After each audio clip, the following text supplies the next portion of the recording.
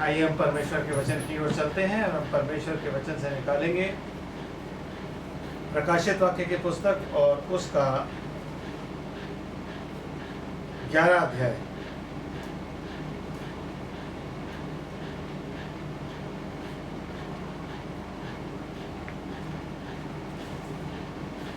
प्रकाशित वाक्य की पुस्तक उसका 11 अध्याय 14 आयत आपके सामने पढ़ता हूँ। यहाँ यूँ लिखा है, दूसरी विपत्ति बीत चुकी, देखो तीसरी विपत्ति शीघ्र आने वाली है।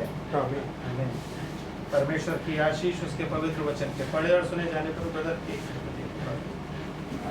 तो बाइबल यहाँ पे हमें क्या कहती है, उन 3 विपत्तियों के बारे में, उन 3 भाई के बारे में हमें बताती है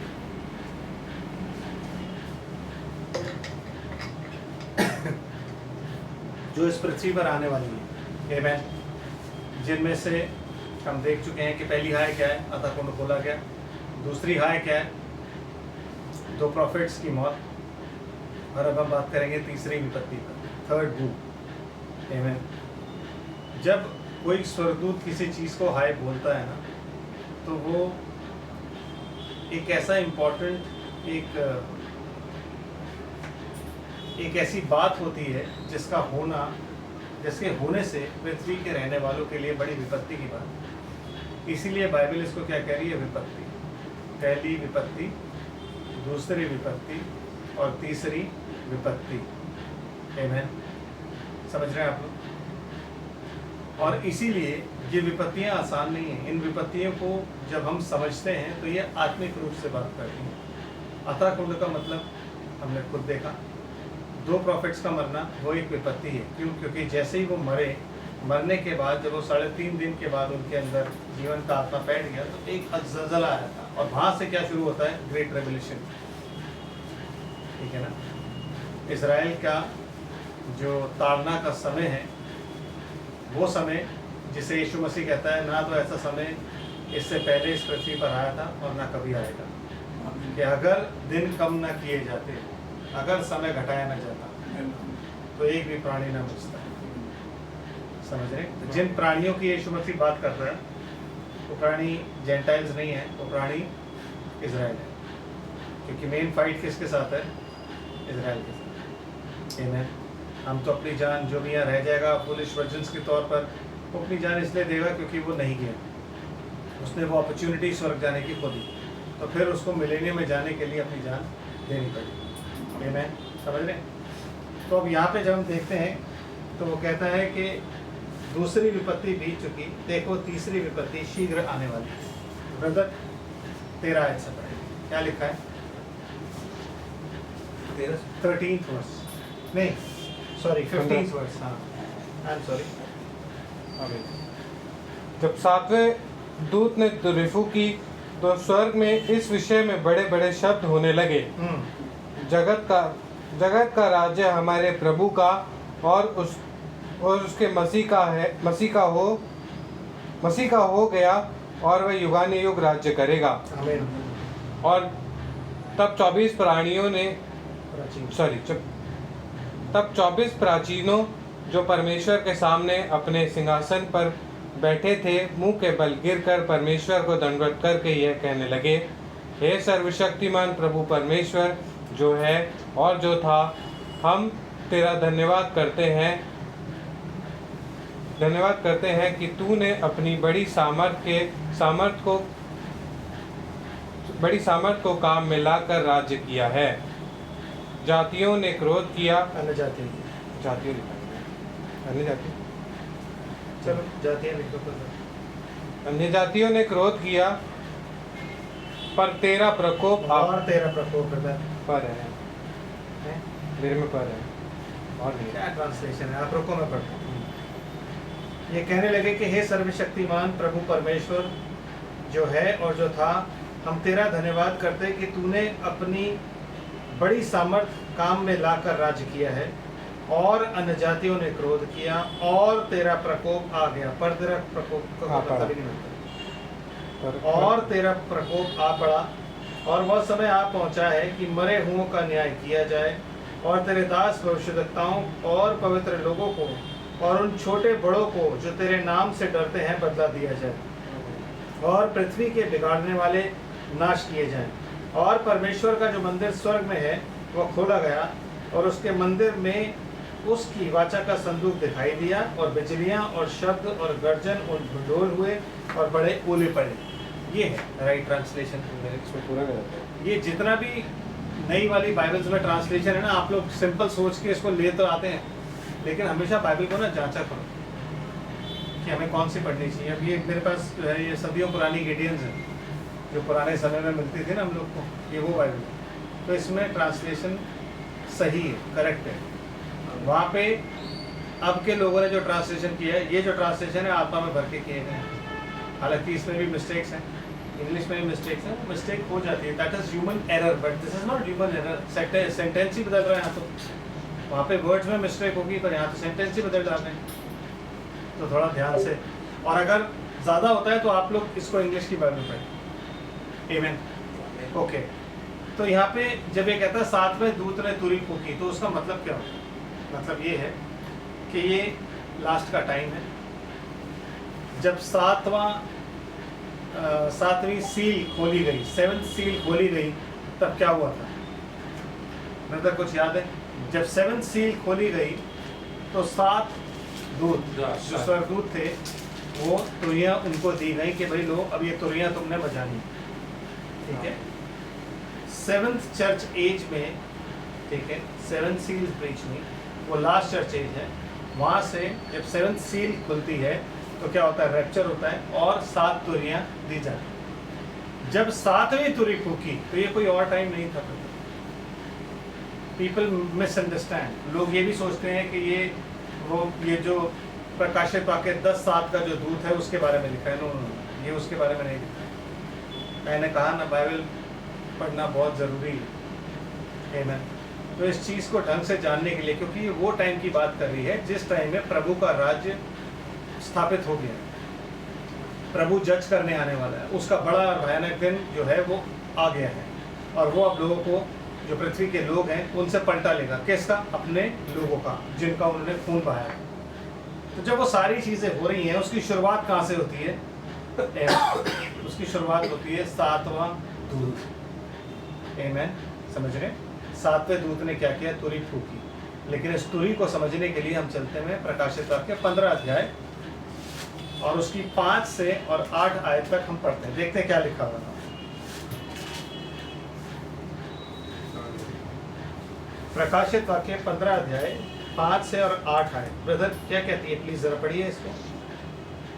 इसके बाद मैंने देखा कि स्वर्ग में एक साक्षी के तंबू का मंदिर खोला गया। मतलब जो आपने वहां पे पढ़ा था वो यहाँ हो रहा है। आमीन। आमीन। आमीन। वो यहाँ पे हो रहा है ना? यस। फिर क्या हुआ ब्रदर? और वह 7 स्वर्गदूत जिनके पास 7 विपत्तियां थीं, मलमल के शुद्ध और चमकदार वस्त्र पहने और छाती पर सोने की पट्टी बांधे हुए मंदिर से निकले। तब उन चारों प्राणियों में से एक ने उन 7 स्वर्गदूतों को परमेश्वर जो युगानुयुग जीवता है,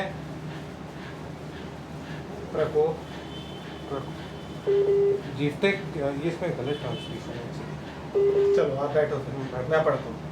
और इसके बाद मैंने देखा कि स्वर्ग में साक्षी का तंबू का मंदिर खोला गया, और वे 7 स्वर्गदूत जिनके पास 7 विपत्तियां थीं, शुद्ध और चमकती हुई मणि पहने हुए, वहाँ लिखा हुआ कपड़े पहने हुए, मणि नहीं है, लेकिन ये क्या लिखा? मणि। ठीक है, चमकती हुई मणि पहने हुए छाती पर सुनहला पटका बांधे हुए मंदिर से निकले। और उन चारों प्राणियों में से एक ने उन 7 स्वर्गदूतों को परमेश्वर के जो युगानुयुग जीवता है प्रकोप से भरे हुए 7 कटोरे दिए, और परमेश्वर की महिमा और उसकी सामर्थ के कारण मंदिर धुएं से भर गया, और जब तक उन 7 स्वर्गदूतों की वो 7 विपत्तियां समाप्त ना हुई तब तक कोई मंदिर में ना जा सका। सेम चीज़ आपने कहाँ देखी है? जब मूसा ने मंदिर खड़ा किया था। सेम चीज़ आपने कहाँ देखी थी? जब सुलेमान ने मंदिर खड़ा किया था। सेम चीज़ हमने कहाँ देखी? जब परमेश्वर उतर कर आया था। बिजलियां, गर्जन, भंडोल सब कुछ हो रहा। तो परमेश्वर जब कोई नया कार्य करने वाला होता है, जब परमेश्वर कहीं पे उपस्थित होता है और कोई कार्य करता है, तो ये सब चीज़ें होती हैं। Amen। इसी को एक्सप्लेन क्या कर रहा है वो, 7वां दूत जब तुरी फूंक रहा है, तो उस तुरी का क्या मतलब है, the day of the Lord has come. But आप एक चीज समझिए इस चीज को, ये 7वीं तुरी जो है ये वो नहीं है। नो, 7वीं तुरी वो नहीं है। आप ये मत सोचो कि 7वीं तुरी जो है वो परमेश्वर का प्रकोप का जो प्याला है वो है, लेकिन किसी तरीके की कोई विपत्ति नहीं, क्योंकि जब वो विपत्ति की बात करता है ना, तो उस विपत्ति में कुछ एक चीज़ ऐसी शामिल करता है जिसकी वजह से पृथ्वी के रहने वालों पर बड़ी आपत्ति आने वाली है।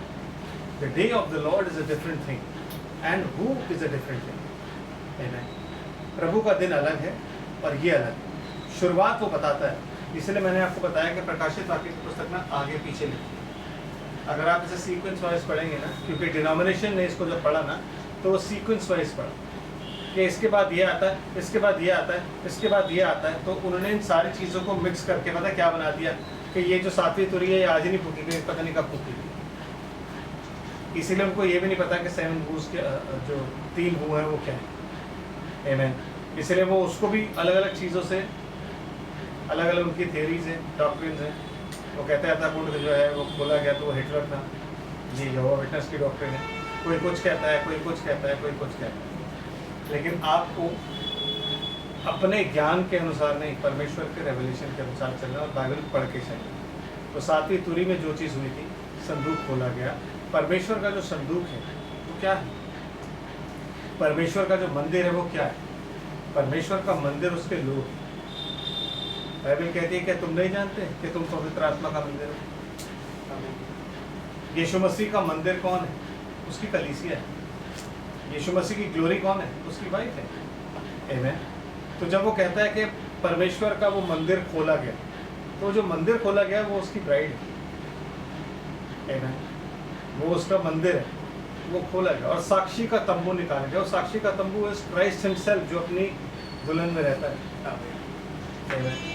जो परमेश्वर को जब अपनी पत्नी से मिलवाएगा तो वो ये बोलेगा कि हे पिता, ये मेरी पत्नी है जिसमें मैं प्रसन्न हूँ। आमीन।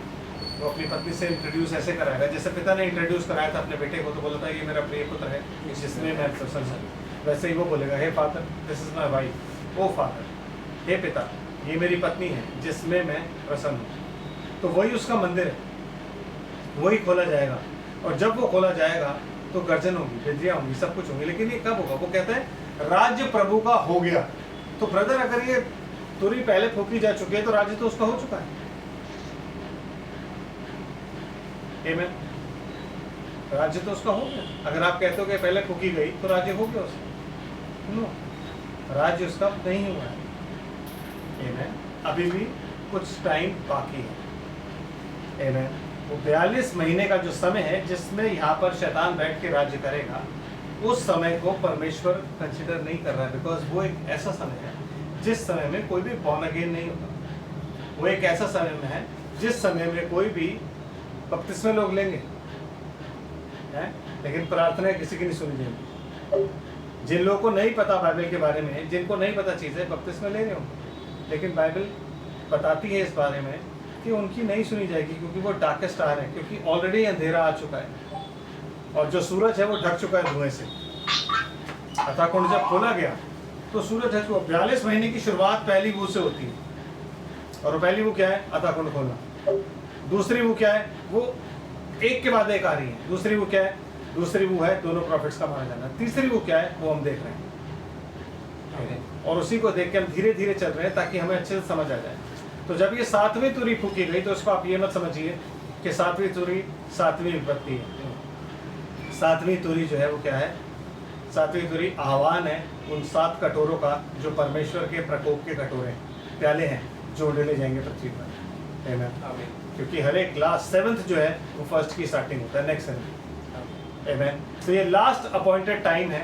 वो जो 7 दूत है, स्वर्गदूत है, उनके अलग अलग, एक ही आत्मा है लेकिन उनके अलग अलग काम है। 7 चर्चेज में 7 वो एंजल्स बने हुए थे, मैसेंजर थे, उसके बाद 7 सील्स में मैसेंजर बनेगा, फिर उन्हें 7 सील्स दी गई, फिर उन्हें ट्रम्पेट्स दी गई, फिर उसके बाद अब उन्हें लास्ट में क्या दिया गया है 7 कटोरे। ये उनका आखिरी काल है। आमीन, समझ रहे? तो अब चलते हैं और देखते हैं कि वो क्या चीज़ है, विपत्ति क्या है जो पृथ्वी पर आखिरी विपत्ति आने वाली है, जिसकी वजह से पृथ्वी के सब रहने वालों पर हाय। अब कई लोग क्वेश्चन करेंगे, कहेंगे तो क्या वो बड़ा भयानक दिन जो है उसकी वजह से हाय नहीं है? ब्रदर, क्या होता है जब हाय की बात लिखी हुई है ना, तो हाय का मतलब होता है देयर इज नो ग्रेस। यीशु मसीह जब फरीसियों से बात करता है तो क्या कहता है? तुम पर हाय। आमीन। क्या कहता है? तुम पर हाय। क्यों? क्योंकि तुम्हारे लिए ग्रेस नहीं है, क्योंकि तुम परमेश्वर के वचन के अनुसार काम नहीं करते। आमीन। तुम ना तो खुद प्रवेश करते हो परमेश्वर के राज्य में, ना किसी को करने दे रहे हो। तुम पर हाय कि तुम लोगों को ढोंग सिखा रहे हो। तुम पर हाय कि तुम व्यवस्थक हो। तुम पर हाय कि तुम बड़ी बड़ी चीज़ों का दशमांश देते हो, लेकिन तुमने जीरा सौंफ उसका भी दशमांश देते हो, लेकिन तुमने क्या किया? न्याय, धार्मिकता और प्रेम, दया, इनको छोड़ दिया। भला होता कि ये भी करते रहते और वो भी ना छोड़ते। तो तुम पर हाय क्यों? क्योंकि तुम ये सब चीज़ें लोगों को सिखा रहे हो। तो जब वो कहते हैं ना हाय, हाय का मतलब है there will be no grace. समझ रहे हो? उस समय में चंद लोग रह जाएंगे जिनके पास ग्रेस हो। तो वो चंद लोग कौन होंगे? 1,44,000। ग्रेस का मतलब ये नहीं होता कि आपकी प्रार्थना ना सुनी जाए। ग्रेस का मतलब होता है कि परमेश्वर कुछ लोगों पर अनुग्रह करेगा और वो बचाएगा। हम उन्हीं के बारे में जानना चाहते हैं कि वो लोग कौन हैं। पढ़िए 12 अध्याय पहले।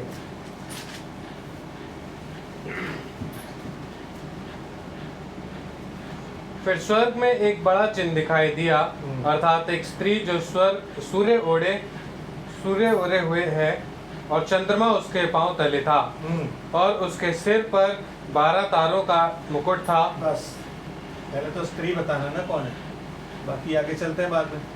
तो कहता है एक स्त्री है जिसने सूर्य ओढ़ा हुआ है और चंद्रमा उसके पांव के नीचे है और उसने 12 तारों का मुकुट पहना है। So let me explain both the cases.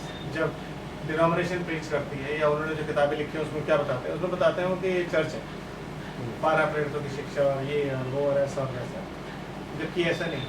परमेश्वर की 2 पत्नियां थी। एक पत्नी थी इजराइल। जब इजराइल ने अपने पति को रिजेक्ट किया तब दूसरी पत्नी है कौन? जेंटाइल्स। समझे? भाई ब्रैनम अच्छे तरीके से बता चुके हैं हमें कि 4थे अध्याय में दुल्हन ऊपर जा रही है, उसके बाद कोई जेंटाइल नहीं, उसके बाद जो भी है वो कौन है? इजराइल। 19 में वो नीचे आए। तब से और तब तक डीलिंग किसके साथ है? इजराइल के साथ। आमीन। समझ आ रहे? इसीलिए उन्होंने सारी चीज़ें इजराइल की जो जेंटाइल्स की थी वो प्रीच कर दी, because he was the prophet of gentiles. Israel का नहीं था। आमीन। इजराइल का प्रीच करने के लिए, बताने के लिए पवित्र आत्मा हमें बताता है। क्यों? क्योंकि मूसा ने जो कुछ बताना था वो बता दिया, लेकिन कनान में ले जाने का हक और अधिकार किसको दिया गया? यहोशू। यस। और यहोशू हमारे लिए आज की डेट में क्या है? पवित्र आत्मा। तो वो पवित्र आत्मा हमें बताओ क्या आगे क्या है। और वो पवित्र आत्मा आज की डेट में कहाँ पाया जाता है? 5 प्रकार की सेवकाई। इसीलिए वो 5 प्रकार की सेवकाई आज पूरे युग में काम कर रही है। इसलिए वो हमारी सिद्धता के लिए रखी गई है, आप लोग की सिद्धता के लिए रखी गई है। जिसमें कौन आते हैं? जिसमें आते हैं apostles, prophet, evangelist, pastors and teachers. एफिसियों 4:11 के हिसाब से वो हमारी सिद्धता के लिए रखी गई है और उसी के अनुसार हम चलते हैं। आमीन। तो कहता है यहाँ पे एक स्त्री है। उस स्त्री को थोड़ा सा हम देख लेते हैं कि स्त्री, अगर मैं आपको कह रहा हूँ कि वो परमेश्वर की पत्नी है तो एटलीस्ट मेरे को इतना तो पता हो कि परमेश्वर की पत्नी है, तो मैं आपको एक्सप्लेन करता हूँ। तो निकालता है यिर्मयाह नबी की पुस्तक। यिर्मयाह नबी की पुस्तक और उसका 3रा अध्याय, पहली आयत से और 5वीं आयत तक पढ़ते हैं। मतलब क्या लिखा हुआ है? यिर्मयाह नबी की पुस्तक 3रा अध्याय। वह कहते हैं, यदि कोई अपनी पत्नी को त्याग दे और उसके पास से जाकर दूसरे पुरुष का हो धीरे पढ़। और वह उसके पास से जाकर दूसरे पुरुष की हो जाए, तो वह पहला क्या उसके पास फिर जाएगा? क्या वह देश अति अशुद्ध ना हो जाएगा? यहोवा की यह वाणी है कि तूने बहुत से प्रेमियों के साथ वह विचार किया। क्या क्या ये तू है। अब मेरी ओर फिरेगी? ये यहोवा किसके बारे में कह रहा है? इज़राइल के बारे में। आमेन। यस। फिर मुंडे टीलों की ओर आंखें उठाकर देख, ऐसा कौन सा स्थान है जहाँ तूने कुकर्म ना किया हो? यस। मार्गों में तू ऐसी बैठी जैसे एक अरबी जंगल में, और तूने देश को अपने व्यभिचार से अशुद्ध कर दिया है। इसी कारण झड़ियाँ और बरसात की पहली वर्षा नहीं होती, तो भी तेरा माथा वैश्य का सा है। तू लज्जित होना ही नहीं जानती, क्योंकि तू अब मुझे पुकारे। क्या तू अब मुझे पुकार कर कहेगी, हे मेरे पिता, तू ही मेरा जवानी का साथी है? क्या वह मन में सदा क्रोध रखे रहेगा? क्या वह उसको सदा बनाए रखेगा? तूने ऐसा कहा तो है, परंतु तूने बुरा काम प्रबलता के साथ किया है। आमीन। मतलब ये परमेश्वर, ये पूरा चैप्टर आप बाद में पढ़ सकते हैं। ये पूरा परमेश्वर ने इज़राइल के बारे में लिखा है। एज अ हस्बैंड वाइफ को क्या बोलता है इज़राइल का, क्योंकि वो इज़राइल को अपनी पत्नी कहता है। तभी तो वो कह रहा है कि तू मुझे क्या है मेरे पिता, तू ही मेरी जवानी का साथी है। हेडिंग भी ये लिखी है ना कि तू मेरी जवानी का साथी है। आमीन। तो जो पहला परमेश्वर का जो पहली पत्नी थी वो कौन थी? इज़राइल। ठीक है। इज़राइल ने सबसे पहले परमेश्वर को कहा था, जब परमेश्वर सिने पहाड़ पर उतरा तो उन्होंने मूसा के टाइम पे क्या बोला? हमसे बात ना कर, हमसे तू ही बात कर। उन्होंने क्या मांगा? Profit and law. दूसरी बार का जब शामुएल के टाइम में परमेश्वर उनका राजा होता था, तो उन्होंने बोला हमें जो है एक राजा ऐसा चाहिए जो अन्य जातियों की तरह दिखता हो, इनविजिबल राजा हमें नहीं चाहिए। तो उन्होंने उस टाइम पे परमेश्वर को रिजेक्ट किया। Then they rejected Lord Jesus Christ. आमीन। समझ रहे? जब उन्होंने क्या बोला, इसे क्रूस पर चढ़ा, हमारा एक ही राजा है, और वो कौन है? कैसर। जब वो कहता है यहूदियों के राजा को क्या मैं क्रूस पर चढ़ा दूं, कहता है हमारा एक ही राजा है, और वो कौन है? कैसर ही हमारा राजा है। उन लोगों ने चिल्ला के क्या बोला था? कैसर ही हमारा राजा है। They rejected there king. उन्होंने अपने राजा को, अपने दूल्हे को रिजेक्ट कर दिया। उनका दूल्हा पहली बार उन्हें बचाने आया। आमीन। ब्रदर आगे पढ़ते हैं। यही आप उसको छोड़ दो ना, इतना टेंशन क्यों लेते हो आप इन चीज़ों की? हाँ, जो काम आपका है वो काम करो। दूसरा कुरिन्थियों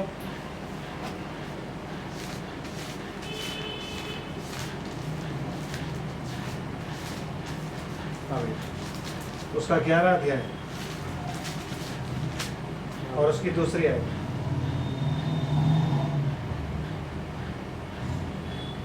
क्योंकि मैं तुम्हारे विषय में ईश्वरीय धुन लगाए रहता हूँ, इसलिए कि मैंने एक ही पुरुष से तुम्हारी बात लगाई। पौलुस ने जो जेंटाइल चर्च का अपोस्टल था, उसने पूरे जेंटाइल चर्च को एज अ चर्च, आज हम कहते हैं ना कि अन्य जातियों के हम चर्च हैं, हम एक बॉडी ऑफ क्राइस्ट हैं, उस बॉडी ऑफ क्राइस्ट की, उस जेंटाइल चर्च की बात किससे लगाई है? ईश्वरीय धुन लगाई है कि मैंने तुम्हारी बात एक ही पुरुष से लगाई। और वो पुरुष कौन है? प्रभु यीशु मसीह। आमीन। कि तुम्हें पवित्र कुंवारी के समान मसीह को सौंप दूं। आमीन। मतलब हमें कोई किसी भी तरीके का कोई दाग, झुर्री या किसी भी तरीके की कोई मलिनता ना, पूरी पवित्रता के साथ वो इस दुल्हन को कहाँ भेज दे? मसीह। इसीलिए पता है आपको, जो अपोस्टल पॉल ने प्रीच किया ना, उसके अगेंस्ट हम में से कोई भी प्रीच नहीं कर सकता। इसीलिए भाई ब्रनम से जब पूछा गया, जब वो ऊपर गए और उनको बोला गया कि तुम्हारा भी जो तुमने प्रीच किया और उसके अनुसार तुम्हारा भी न्याय होगा, तो उन्होंने बोला क्या पौलुस का भी होगा? तो उन्होंने बोला हाँ पौलुस का भी होगा। कह रहे चलो ठीक है, मैंने वही प्रीच किया जो पौलुस ने प्रीच किया। समझ आ रहा है? तो जो कुछ भी पौलुस ने बोला, अगर उसके विपरीत हम जाते हैं, अगर हम ये कहते हैं कि नहीं हम पौलुस को क्यों माने, हम प्रेरितों को क्यों माने। आमेन। तो इसका मतलब है कि हम उस ग्रुप में नहीं आते जिसकी बात पौलुस ने यीशु मसीह से लगाई है। बिकॉज पौलुस को यीशु मसीह ने चुना, पौलुस को यीशु मसीह ने कमीशन दिया, पवित्र आत्मा ने कमीशन दिया कि जेंटाइल्स के पास जाओ। आमेन। तब पौलुस कहाँ गया? जेंटाइल्स के पास। और उसको पूरी जो जेंटाइल डिस्पेंसेशन है, इन 2000 साल का जो पूरा संदेश है वो उसको दिया गया। इसीलिए पहली चर्च एज का जो भी मैसेंजर है, जो मैसेंजर है वो कौन है? पॉल। तो जो कुछ पॉल की टीचिंग थी उसके बाद वाले उसके अगेंस्ट कुछ नहीं प्रीच कर सकते। उसके बाद वालों ने वही प्रीच करना है जो पॉल ने किया। फिर चाहे वो अरेनियस हो, चाहे वो कोलंबा हो, चाहे वो मार्टिन हो, चाहे वो वेस्ली हो, चाहे कोई भी क्यों ना हो, जो 7 दूत थे, 7 मैसेंजर जो थे, उन्होंने वही चीज प्रीच करी जो पॉल ने करी। इसीलिए भाई ब्रनम ने भी वही प्रीच किया जो पॉल ने किया। इसलिए आज लोग हमें समझते हैं कि हम जो है गहने नहीं पहनते या हम सिंपल रहते हैं, या हम में से बहुत से ऐसे हैं जो बाल नहीं रखते एक एज के बाद, क्योंकि हम जवान नहीं दिखना चाहते, हमारे अंदर दुनियावी चीज़ें नहीं हैं, तो लोग हमें कहते हैं कि ये बेकार के काम करते हैं। बट ऐसा नहीं है। We belong to the body of Christ, वो बॉडी जो पॉल ने स्थापित की। इसलिए हमारी नींव जो है वो कहाँ पे है? जो पॉल है वो क्या कहता है कि मैंने बुद्धिमान राजमिस्त्री की नाई नींव डाली। उसको छोड़ अब ये देखना है कि ऊपर इंसान क्या नींव रखता है, सोने की, चांदी की, घास की, किस चीज़ की नींव रखता है। क्योंकि उस नींव को छोड़ जो ऑलरेडी डाली गई है, दूसरी नींव नहीं है। और वो नींव क्या है? प्रभु यीशु मसीह, द रेवलेशन ऑफ क्राइस्ट। समझ रहे? तो दूसरी दुल्हन कौन हो गई? यीशु मसीह। लेकिन वहाँ जिस दुल्हन की बात लिखी हुई है जो सूर्य ओढ़े, आपने देखा होगा, आपने पढ़ा होगा बाइबल में कि ये जो जहाँ पे बताया कि एक स्त्री है जिसने सूर्य ओढ़ा हुआ है, चांद कदमों में है और 12 तारों का मुकुट पहना है। तो आपने कभी यूसुफ की कहानी पढ़ी होगी, तो यूसुफ को एक सपना आया था, जिस सपने में वो क्या कहता है कि मैंने क्या देखा? 11 तारे, सूरज और चांद मेरे आगे झुक रहे हैं। बोला था। So he was talking about Israel. Israel, ठीक है, इजराइल की बात कर रहा है। तो ये जिस औरत की बात लिखी हुई है वो कोई और नहीं है, ये है इजराइल। और ये परमेश्वर ने आज से नहीं तब से सोचा हुआ था, क्योंकि उसने आदि से इस बात को सोचा हुआ था कि स्त्री कौन होगी? इजराइल। इसलिए उसने यूसुफ को ये सपना भी दिखाया था। यूसुफ ने ये सपना भी देखा। तो वो जो स्त्री सूर्य ओढ़े हुए है, that is glory, glory of God which is in his son. जो परमेश्वर की महिमा है वो किसमें? उसके पुत्र में। आमेन। इसलिए रूपांतर के पहाड़ पर यीशु मसीह का रूप जब बदला तो क्या हो गया? ज्योतिर्मय, सूर्य से भी ज़्यादा उज्जवल हो गया। आमेन। तो जो उसने ओढ़ा हुआ है वो क्या है? सूर्य, मतलब सन ऑफ गॉड, मतलब परमेश्वर के पुत्र की महिमा वो उसने ओढ़ी। और वो किस पर खड़ी है? चांद पर खड़ी है। चांद बाइबल में क्या दर्शाता है? लॉ। जब आप जेंटाइल वर्ल्ड में आओगे तो चांद क्या दर्शाएगा? राइट। क्योंकि ना तो लॉ बिना प्रभु यीशु मसीह के है और ना ब्राइड बिना प्रभु यीशु मसीह के। और प्रभु यीशु मसीह क्या है? सूरज। वो सूरज किसको रिप्रेजेंट करता है? प्रभु यीशु मसीह। क्योंकि अगर आप लॉ को बिना रेवलेशन के, यीशु मसीह इसीलिए कहता है कि मैं लॉ को, मैं व्यवस्था को खारिज करने नहीं आया, मैं व्यवस्था को पूरा करने आया। और सॉरी, उसने व्यवस्था को क्या किया? पूरा किया। आमेन। तो वो व्यवस्था को पूरा करने आया था। आमेन। और जो दुल्हन है उसको भी पूरा कौन करता है? प्रभु यीशु मसीह। तो जब हम इजराइल की बात करते हैं तो वो स्त्री कौन है? इजराइल। आमेन। As a nation. और सूर्य ओढ़े हुए हैं, चंद्रमा लॉ उसके पैरों पर है, और 12 तारों का मुकुट। ये 12 प्रेरितों की शिक्षा नहीं है, नो। क्योंकि जब आप जॉन का हेवनली विजन देखते हो तो उस हेवनली विजन में वो क्या देखता है? एक तरफ कौन बैठे हुए हैं? प्राचीन ए है। एक तरफ कौन बैठे हुए हैं? प्रेरित, 12 प्रेरित। और दूसरी तरफ कौन बैठे हुए हैं? 12 प्राचीन। वो भी तारे हैं, वो भी न्याय करेंगे। किसका? इजराइल के 12 गोत्रों का। समझ आ रहा है? वो भी न्याय करेंगे। तो उसने क्या देखा? 12 और 12 24 बैठे हैं। तो ये 12 कौन है? ये 12 तारे हैं जो स्त्री ने ओढ़े हुए। और वो कौन है? 12 प्रधान, 12 प्राचीन, इजराइल के 12 प्राचीन, उनको रिप्रेजेंट करते हैं। तो ये इजराइल नेशन की बात लिखी है। That is not, this does not belongs to gentile. ठीक है ना, अन्य जातियों के लिए नहीं। तो ब्रदर फिर आगे पढ़ते हैं थोड़ा सा। अब हम चलेंगे वापस रेवलेशन। यस, वह स्त्री गर्भवती हुई हाँ। और चिल्लाती थी, क्योंकि प्रसव की पीड़ा में थी। और एक और चिन्ह स्वर्ग में दिखाई दिया, और देखो एक बड़ा लाल नहीं ब्रदर नहीं, और वह बच्चा जनने की पीड़ा में थी। नहीं तो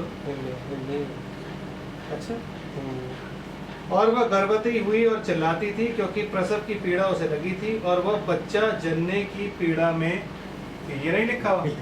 सीधा थर्ड वर्ड स्टार्ट हो गया, पीड़ा के बाद, पीड़ा में थी के बाद। ओके, वो पीड़ा में थी, ठीक है। तो ये एक ऐसी औरत है जो गर्भवती और एक बच्चा जानना चाहती है, और वो उसकी पीड़ा में। आपको पता है जब यीशु मसीह इस पृथ्वी पर आने वाला था फिजिकली, जब वो आया तो इजराइल एज ए नेशन उसका इंतजार कर रहा है, जैसे आज इंतजार कर रहा है ना, हाँ वैसे ही उस दिन भी इंतजार कर रहा है। तो ये स्त्री, ये प्रोफेसी जो थी, ये आज की नहीं, ये जो बात लिखी हुई है आज की नहीं। दिखाते हैं यशायाह नबी की पुस्तक, उसका 7 अध्याय और उसकी 14 है।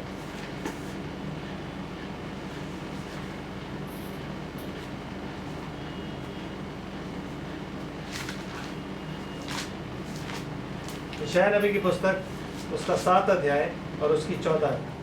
लिखा है, सुनो, एक कुंवारी गर्भवती होगी और एक पुत्र जनेगी, और उसका नाम इमैनुअल रखेगी। और जब तक वह बुरे को त्यागना और भले को ग्रहण करना ना जाने, तब तक वह मक्खन और मधु खाएगा, क्योंकि उससे पहले कि वह लड़का बुरे को त्यागना और भले को ग्रहण करना जाने, वह देश जिसके दोनों राजाओं से तू घबराता है निर्जल हो जाएगा। आमीन, निर्जल हो जाएगा। समझ रहे हैं आप बात को? तो ये प्रोफेसी तब की है, एक कुंवारी गर्भवती होगी, एक पुत्र जनेगी। तो ये मरीम के बारे में नहीं लिखा हुआ, इजराइल के बारे में लिखा है, क्योंकि आगे यहीं पे इस पुस्तक में लिखा हुआ है कि हमें भी पीड़ा हुई, जच्चा किसी पीड़ा हमें भी हुई, हमने भी जन्म दिया, लेकिन हमने वायु को जन्म दिया। मतलब हमारा जो फ्रूट है वो क्या था? कुछ भी नहीं, विंग। तो ये इजराइल की बात है। Yes, then what happens? जब हम आगे जाते हैं थोड़ा सा और देखते हैं इसको, क्योंकि इसमें लिखा हुआ है, आगे लिखता है कि वो और बच्चा जो था वो लोहे का राजदंड लेकर ऊपर चला गया। आमीन। ब्रदर क्या लिखा हुआ है आगे? एक और चिन्ह स्वर्ग में दिखाई दिया, और देखो एक बड़ा लाल अजगर, जिसके 7 सिर और 10 सींग थे, और उसके सिरों पर 7 राजमुकुट थे। उसकी पूंछ, बस यही रुकिए। तो बाइबल क्या कहती है? कहती है कि वो स्त्री जो थी, आमीन, स्त्री ने बच्चा जना जो इजराइल था। यीशु मसीह आया, यीशु मसीह पैदा हुआ, और यीशु मसीह पैदा होके और उसके बाद पैदा हो जाने के बाद यीशु मसीह ने क्या किया? वो जब रोमन्स उनको मारना चाहते थे उसको, तब वो उनके आगे से हट गए। ब्रदर देखो, आमीन, समझ आ रहा है आपको? कहता है एक बड़ा लाल अजगर तब मैंने देखा। एक और चिन्ह देखा, और क्या है? एक बड़ा लाल अजगर। लाल अजगर का मतलब आप जानते हो? जब आप डिनोमिनेशन चर्च में बात करते हो तो क्या बोलता है कि लाल अजगर कौन है? कौन लाल अजगर कौन थे? वो लाल अजगर सब कहते हैं चाइना है, बिकॉज रेड कलर है, और चाइना में वो ड्रैगन देखा है ना आपने, उनका साइन होता है। तो रेड उनका कलर है और वो ड्रैगन है, तो वो चाइना है। बट इट इज़ नॉट, मतलब बाइबल इस बात को नहीं बताती। बाइबल क्या बताती है? लाल का मतलब है कि वो खूनी, खून से लगता है। समझ रहे? यीशु मसीह के वस्त्र जो थे वो किससे, छींटे किसके पड़े हुए थे? खून के, लाल रंग के वस्त्र थे। आमीन। तो किसके खून के छींटे पड़े हुए थे उन वस्त्रों पर? उन वस्त्रों पर छींटे पड़े हुए थे हमारे, उसके खुद के खून के, जिस खून को बहा के उसने हमारे गुनाहों को दिया। लेकिन ये जो अजगर है, ये खून पीकर मतवाला हुआ था, संतों का, इजराइलियों का। 6,80,000 इजरायली मार दिए, वो मतवाला है। इसके बारे में मैं आज बात नहीं करूँगा, इसके बारे में बात कब करूँगा? फ्राइडे को, क्योंकि मैं थोड़ा थोड़ा धीरे धीरे करके चलना चाहता हूँ, सो दैट हमारी समझ में अच्छे से चीज़ें बैठ जाएँ। क्योंकि अगर मैं जल्दी चलूँगा तो हो सकता है मैं कोई चीज़ मिस भी करूँ। मैं नहीं चाहता कि मैं चीज़ें मिस करूँ। ये लाल अजगर चाइना नहीं है, ये लाल अजगर शैतान है, क्योंकि बाइबल में लिखा हुआ है 1/3 सेना उसने गिराज कर दी, उसके 7 सिर और 10 सींग। तो मुझे ये भी आपको बताना है कि 7 सिर और 10 सींग क्या है। 1/3 सेना किसने गिराई है? शैतान ने, उसके अलावा किसी ने नहीं गिराई। 1/3 सेना स्वर्ग की, लेकिन वो नीचे गिर गया। आमीन। उसे बाहर निकाल दिया गया। जिन लोगों ने उसको, जिन स्वर्गदूतों ने उसको सपोर्ट किया था, जो उसके पद पर नहीं, अपने पद पर पक्के नहीं रहे और जो शैतान के साथ लगे रहे, वो कितने थे? 1/3, और 1/3 लोग स्वर्गदूतों को लेकर वो नीचे गिर गया। और वो गिरे जा रहा है बिकॉज उसका जो फाउंडेशन नहीं है, उसकी जो टीचिंग्स है उसकी फाउंडेशन नहीं है। तब भी नहीं थी, क्योंकि वो सत्य पर खड़ा नहीं रहा। हर एक सत्य की एक फाउंडेशन होती है। आमीन। हर एक सत्य की एक फाउंडेशन होती है, लेकिन शैतान की जो डॉक्ट्रिन है उसकी कोई फाउंडेशन नहीं है। इसीलिए वो क्या हो रहा है? गिरे जा रहा है, गिरे जा रहा है, गिरे जा रहा है, गिरे जा रहा है। और वो गिरते गिरते एक दिन अधोलोक में चला जाएगा, एक दिन आग और गंधक की झील में चला जाएगा। आमीन। समझ रहे हैं? तो इसलिए आज हमने जाना कि स्त्री कौन है। इसलिए हमने ये जाना कि 7वीं तुरी जब फूकी गई तो वो 7वीं तुरी शुरुआत किसकी है? वो शुरुआत है 7 कटोरों की। लेकिन इस 7वीं तुरी के फूकने पर और उन 7 कटोरों के ले जाने पर बीच का जो समय है, वो बीच का समय किसका है? 42 महीने का समय। वो 42 महीने शैतान को दिए गए। इसीलिए ब्रदर, ये 7वीं तुरी कब फूकी गई है? In the middle of the 70th week of Daniel. Daniel के 70 सप्ताह के बीच में ये 7वीं तुरी फूकी गई, क्योंकि अब इस टाइम में, जो टाइम है अब 3.5 साल का, 42 महीने का, इस वक्त में कोई ग्रेस नहीं है, कोई प्रार्थना नहीं है। ग्रेस सिर्फ किनके पास होगी? 1,44,000, क्योंकि 1,44,000 लोग जो हैं वो बिल्कुल बचाए जाएंगे, मरेंगे नहीं। और नेशन इजराइल, ये जिस तरीके की बात लिखी हुई है 1,40,000 इसमें नहीं आते, इसमें नहीं आते। ये स्त्री है इजराइल एज अ नेशन। और वो जो 1,44,000 है वो कौन है? जिन्हें यीशु मसीह ने खरीद लिया है खून से। वो मोल लिए हुए लोग हैं, जिन्हें पृथ्वी से उसने क्या किया है? मोल ले लिया है। आमीन। तो वो इनमें मत गिनवा। ये वो लोग हैं जिन्हें 1,44,000 जब गॉस्पेल सुनाएंगे, जब सुसमाचार सुनाएंगे, तो ये लोग अपराइज हो गए और ये शैतान के खिलाफ खड़े जाएंगे। वही चीज़ मैंने आपको आगे बतानी है, वही चीज़ हमने आगे देखनी है कि ये कब का समय है, ये सब कब होगा। और जब ये खड़े हो जाएंगे और उसके खिलाफ खड़े होकर बोलेंगे कि नहीं, ये नहीं है खुदा, तब वो इनको मारेगा। तब बाइबल कहती है घोड़ों की टापों जितना खून होगा। तब लिखा है कि आगे बढ़ बढ़ के जान देंगे। आमीन। तो वो परमेश्वर ने जिनको भी रखा है, बचा रखा है, वो सब के सब जान देंगे। आमीन। ऐसे बहुत से लोग हैं जो कि यहोवा परमेश्वर को पक्के तरीके से मानते हैं। ऐसे बहुत से लोग हैं जो जेंटाइल लैंड में भी हैं, जो परमेश्वर को मानते हैं, और उस वक्त में वो भी पलट जाएंगे कि भैया ये आदमी कैसे कह सकता है मैं खुदा हूँ। ऐसे बहुत से कैथोलिक्स हैं, वो भी पलट जाएंगे। ऐसे बहुत से नॉन क्रिश्चियंस हैं, वो भी पलट जाएंगे। वो भी नहीं झुकेंगे। वो सब कौन होंगे? वो सब वो लोग होंगे जो लोग आगे मिलेनियम में हमसे मिलेंगे। समझ रहे? आगे मिलेनियम में हमसे मिलेंगे। वरना हम जब न्याय पे बैठेंगे तो यीशु मसीह जब ये भेड़ों को बकरियों से अलग करेगा, तो वो वाला इंसिडेंट कैसे होगा अगर सब मर गए? यस।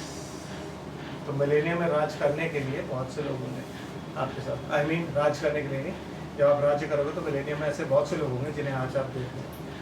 आमीन। तो प्रभु आप सबको आशीष और बरकत दे। यहाँ से आगे हम चलेंगे ऑन फ्राइडे, जिसमें हम जानेंगे लाल अजगर कौन है। आमीन। क्योंकि अभी 3rd बुक हमने समाप्त नहीं करी है, हम 3rd बुक के इंट्रोडक्शन पर हैं। प्रभु आप सबको आशीष और बरकत दे। प्रार्थना में लगे रहिए, प्रभु के वचन को ज़्यादा से ज़्यादा पढ़िए, मनन कीजिए, प्रभु से मांगिए कि प्रभु तू पवित्र शास्त्र बूझने की समझ हमारी खोल। पौलुस कहता है कि मैं तुम्हारे लिए प्रार्थना करता हूँ कि तुम्हें बुद्धि और रेवलेशन का आत्मा मिले।